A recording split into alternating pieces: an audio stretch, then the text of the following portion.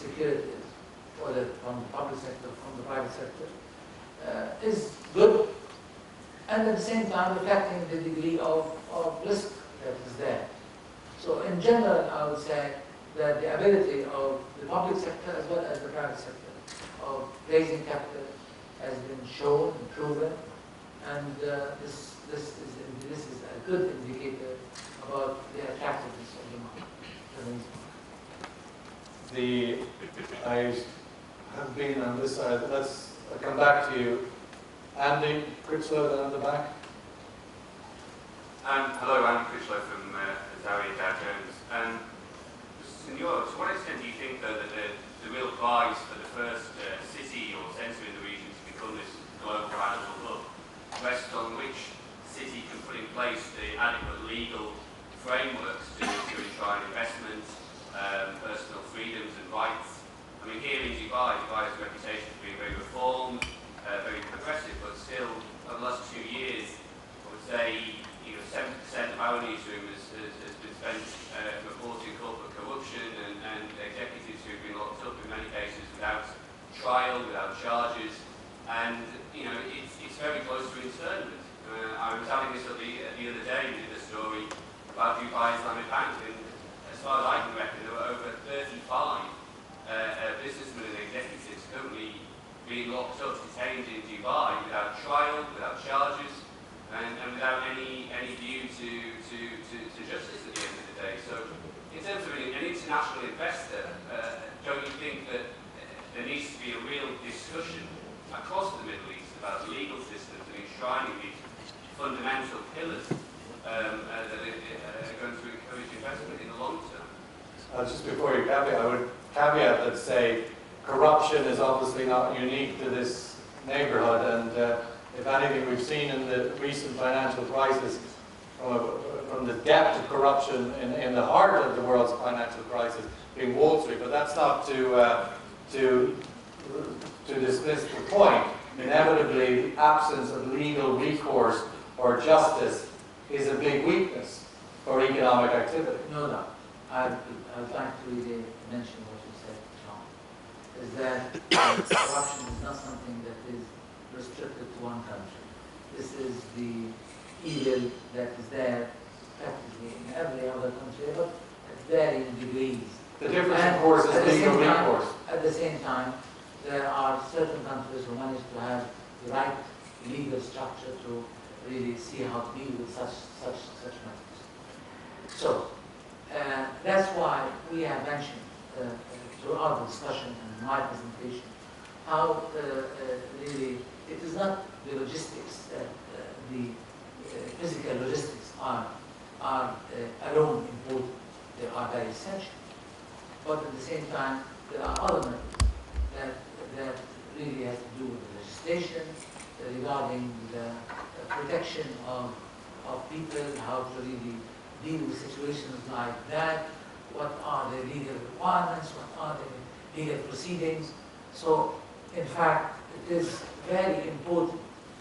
Now, what the thing happens is to really see how to draw the right lessons and how to really develop in the light of this what are the legal laws that has to be really approved and to become in force. So this is the thing that what was not there, fine, now we can't do anything about it.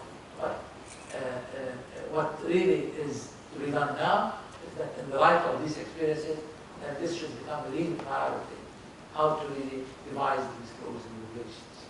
Andy, what's your own view on that, to answer your own question? The consequence of the absence of a strong legal infrastructure.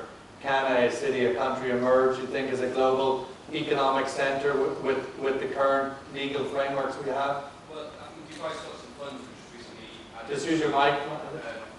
Dubai's stocks and funds, which was recently added to the FTSE's benchmarking in the UK, they were added as fund tier stocks. The FT actually wrote about this in a recent Alpha Bill blog. This is the corruption that you're seeing here, but not the way it's been dealt with, and the way that it's dealt with on a basis pretty much similar to internment, is why Dubai is ranked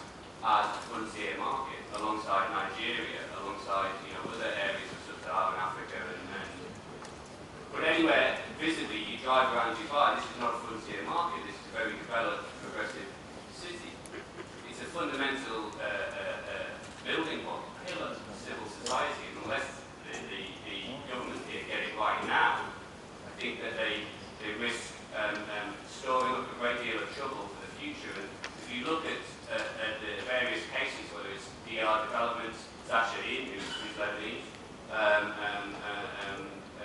Dubai Islamic Bank, and there were about 12 people locked up, still, for 2 years they've been locked up in that case.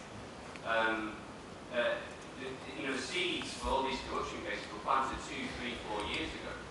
I suppose, as the Prime Minister said, it's best not to have to try and deal with these situations when you're under stress and pressure. You've got to deal with reform when you have the luxury of growth, and maybe during the boom years was probably the time to create the illegal You recall when I said in my presentation that reform is something that you do when you can, not only when you have to. It is important now after the thing that happened. Now it's that either we learn from these lessons, draw the right conclusions, carry on the necessary legislations that really everybody feels protected when really in case of such an eventuality might take place, that there are certain legal apparatus that can really deal with such situations. We have a question over here, please. Thanks, Sean. I'm going back to what Andrew touched on with human capital, and I'll take Beirut and Dubai as examples. Lebanon is very similar to Ireland. Sorry, Andrew Linehan, founder of Irish Business Network in Oman. Lebanon is very similar to Ireland, very strong, strongly educated workforce. However, the brain drain is quite significant. I'm sure, correct me if I'm wrong, there's a lot more Lebanese living outside Lebanon than in the country. And UAE, on the other hand, is a very small population of nationals.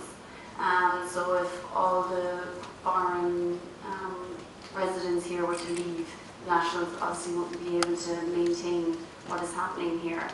Now with the workforce that is here, there's no doubt UAE has attracted an incredible amount of talented and educated people. However, most of those people are only here on a short-term basis. So the turnover is incredible, meaning that the workforce here it's not stable. Any and every one of these nationalities can leave at any time. So my question to you, Your Excellency, is do you think this region can offer stable and sustainable human infrastructure to support a financial hub?